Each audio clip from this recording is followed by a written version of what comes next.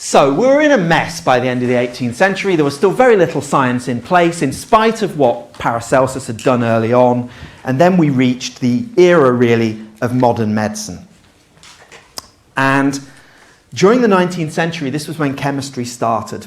And the surge forward in chemistry allowed medicine to build, finally, on the insight of Paracelsus, because suddenly we could do synthesis. Right? Paracelsus had this idea that synthetic things might be useful, but because he was an alchemist, the only things he was working with were mercury and silver and antimony and all these things that are similar to gold, right?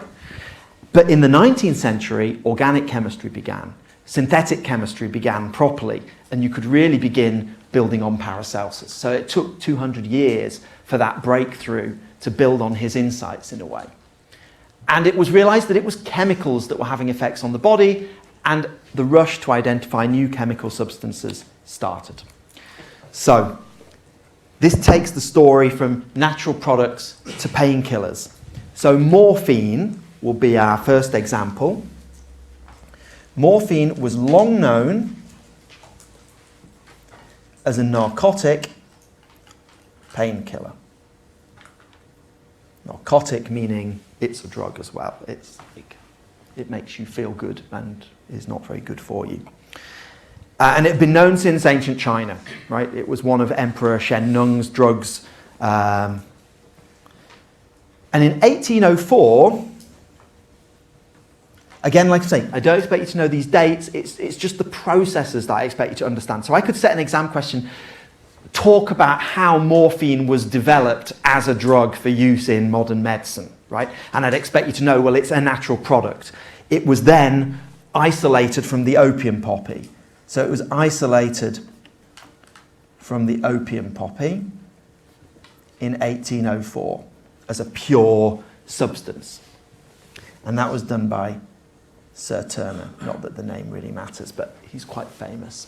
He was one of the first people to really isolate pure chemicals from a natural source. In 1817, distribution started. And in 1827, morphine was commercially sold by Merck. Funnily enough, Merck now aren't in the pharmaceutical business at all. They sell the kind of chemicals that we use in teaching lab. They're still a chemical supplier, but not a pharmaceutical supplier. And it didn't really do very well, right? I mean, it was used a bit, but it didn't do massively well. Morphine, if you eat it, isn't really active, so it's not the most incredible drug. However, and this shows how things alongside medicine, alongside the chemistry, can have big effects. Something happened in the 1850s that transformed morphine. And it was the introduction of a very simple device. It was the introduction of the hypodermic syringe. And you could inject the drug. It needs to be injected, this drug, to be active. Orally, it gets broken down. And we'll talk about that kind of thing in Lecture 5, why some drugs need to be injected, why others are taken orally, why some are inhaled. It's the kind of thing we'll talk about when we think about the interface between you and the drug. And this meant that home use went up, and its popularity went up massively. And of course, I know Sherlock Holmes was fictional, but as a fictional character, it was considered totally acceptable for him to be a morphine addict, right, in a book in the late 19th century. It was a little bit edgy that he took morphine, but it wasn't written as some kind of really noir, heroin chic sort of anti-hero, blah, blah, blah. It was just something that people did at that era in history before these drugs were made illegal in the early part of the 20th century. So that's an example of a pure natural product, right? It's simply extracted in pure form and sold, and then there's a method of delivery through the syringe. If we want to think about synthetic drugs, because this still, morphine doesn't really meet Paracelsus's demands. It is just a natural product. It's not something that's been synthesized. Yeah? you could have just taken ground up poppy seeds. You didn't have to extract the morphine necessarily. But aspirin was the first example of a truly synthetic drug. Now, I said earlier on that willow bark was used because it has anti-inflammatory problems and painkiller properties, rather. But there were some problems with it. If you just chew the bark and swallow it, you get some gastric bleeding. And that was problematic. So it was felt that if the chemistry could be changed a bit, you might get round some of those side effects. And this is because primarily what's in the willow bark is the salicylic acid. It's quite an acidic compound, and that's one of the reasons it causes some gastric bleeding. And so chemists thought maybe they could tame salicylic acid somehow to make it more effective. And so the modification explained in the text and that you can see here is that they just esterified the OH group. Esterification was one of the very first robust reactions of the Victorian era. And so it was an obvious one to go and try out on different drugs. And so in 1853, quite early really, this was first synthesized. And in 1897, so we're right at the end of the Victorian era, this drug was commercialized by Bayer. And in 1899, this went on to have global sales. And we'll come back a bit in lecture 7 to aspirin. It's an example of a prodrug, actually. It does just, once you've got it into your body, break down back into the salicylic acid again. And this is the first synthetic drug. And it was made as a synthetic drug. It's a very small modification. They knew this was active already, but they thought we can tame it and make it a bit safer to use by doing synthesis. So Bayer were delighted with that. So what would you do if you were a chemist at Bayer? And looking back at it now, you've seen that by modifying salicylic acid, you can make a better drug, aspirin. So what you're going to do is you're going to look at everything else in the formulary that you've got of Victorian drugs, and you're going to improve them. And so you're going to look at morphine, that you know is a good selling drug, and you're going to think, well, I put an ester onto salicylic acid to make aspirin, so I'll put some esters onto morphine, and I'll make a better drug. And that's exactly what the chemists at Bayer did. And that's how they made, in 1898, just after, they came to market with diacetyl morphine. And they marketed it here as heroin. It's another very simple esterification process. What it actually does is crosses your blood-brain barrier much more effectively. It's much more narcotic. It's massively more active than morphine. And you can see it. This is Bayer's portfolio of drugs. Aspirin, the substitute for the salicylates. You now understand why they're saying that. Salicylic acids were known as drugs beforehand, but they gave this bleeding. So aspirin is going to improve on these drugs that you've already heard about and be a bit safer for pain. Heroin, the sedative for coughs. So if you've got a bit of a cough, that's what you would go and take. And then there's these others, lysotol and Salofen. Go and look at what they are if you're interested. I can't tell the story of every single drug ever through this course. I'm navigating you a pathway through the history of medicine, okay? But that was their portfolio of drugs at the end of the 19th century. Even today, we still do this with drugs. We make small modifications to see if we can improve the properties. We call this structure-activity approach to drug design. I'll talk about it again in lecture 8, and it's the kind of thing Rod Hubbard will talk to you about when he does a course about drug design later on within this module. Obviously, since they discovered just how addictive heroin was and how problematic it was, all kinds of other modifications of opiate drugs have also been tried to try and lower that addictiveness. The one that you're most likely to have taken is codeine, which is on the market. You can go get it from your local pharmacy. That's exactly the same drug, only it doesn't have esters on it. It has one ether group on one of those oxygens instead of two esters. It has a methyl ether. And it lowers the addictiveness and it lowers the passage across the blood-brain barrier. It's still an addictive drug, but it's slightly tamer than this one they first came up with. Okay, so a few of the key things that happened in the Victorian era was Louis Pasteur developed germ theory. There were very important things going on in biology as well as chemistry. And really what he did in 1877 is demonstrated that microorganisms spoilt milk and beer. And of course, he introduced pasteurization. And really, he properly got this idea that microorganisms and disease are interlinked. There was, earlier than Pasteur, Lister was very significant because he developed antiseptic surgery.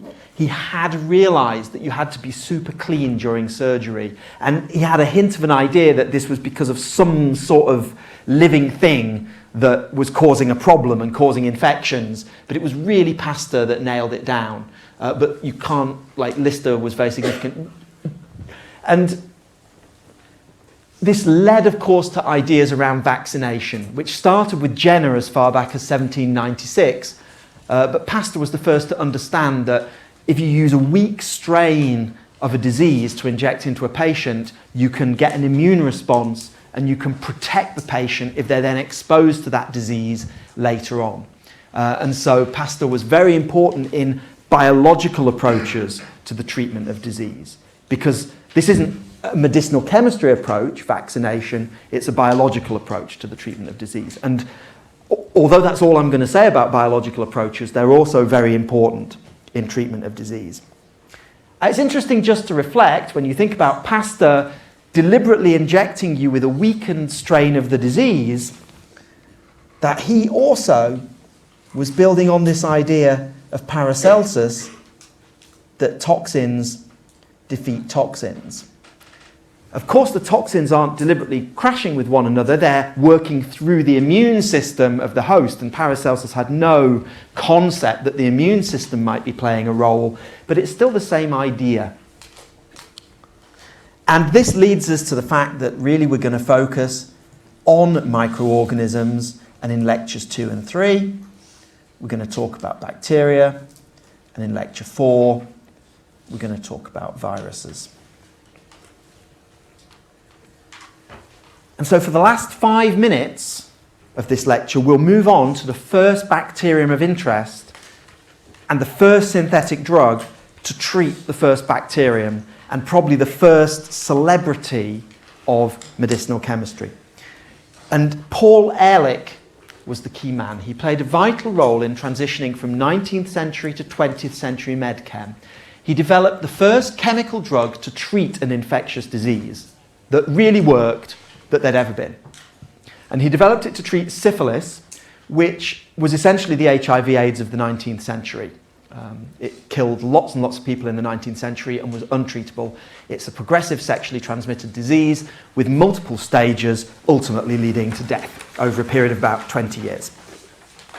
It was very widespread. It's worth noting its prevalence is again on the rise, actually. And this was his drug, salvarsan.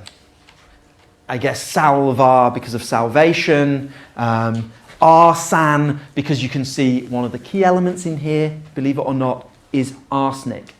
Paul Ehrlich was still building on the ideas of Paracelsus from 4 centuries before, that toxins would defeat toxins. It was known that things like mercury were sort of active against syphilis. I mean, essentially they also killed the patient, but they sort of killed the bacteria too, and the bacteria were a bit more susceptible than the patient was. So people had experimented with using mercury to treat syphilis for a while. And what Paul Ehrlich decided to do was to take arsenic, which he knew was toxic. They knew now that people died if you just ate arsenic. And his idea was to have some sort of coating to try and stop it from being as toxic, right? Just like with aspirin, they put a little bit on to try and make the aspirin less toxic in the stomach. He thought, well, if I put a few bits on the arsenic, it'll make it less toxic to the patient. So, Salvarsan replaced very toxic mercury salts, which really could be traced all the way back to Paracelsus. It kills syphilis bacteria.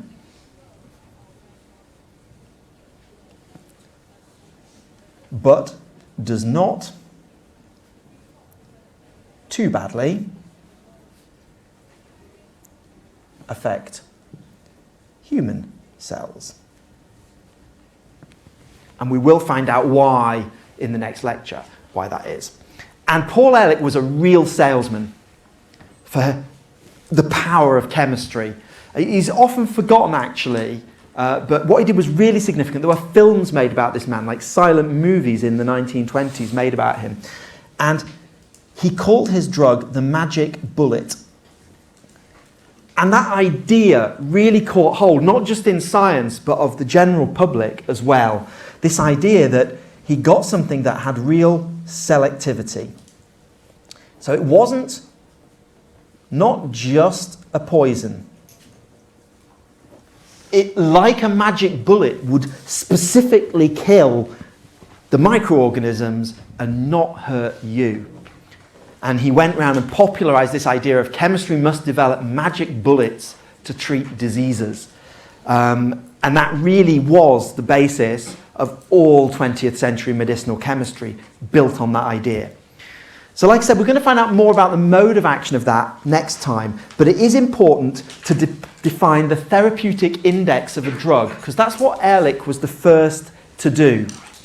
And this is essentially how much of the drug will kill half the people that take it, and how much do you need to take to feel the effect of the drug. So you want this number to be big. A big number means it's safe. It means the lethal dose is huge and the effective dose is quite small. So, as it says, the larger the therapeutic index, the better the drug. I'll just illustrate that with two drugs that you'll have heard of, and I make no moral judgment in either of these numbers. I simply present them to you, okay? Ethanol, the therapeutic index is 10. The lethal dose is 10 times the effective dose. So if you get drunk off an amount of alcohol, if you drink 10 times that amount of alcohol, half of you would die. That's why alcohol is actually quite a dangerous drug in terms of overdose. If you look at tetrahydrocannabinol, on this index, the therapeutic index, it makes no judgment on other things the drug might do, or long-term toxicity or anything like that. This is just death or not death. Then your therapeutic index is 1,000, okay? Very significantly different. And so what you want by the end of this lecture is effective drugs that do no harm. Could you raise the paper a bit? Sorry, I just written effective drugs that do no harm.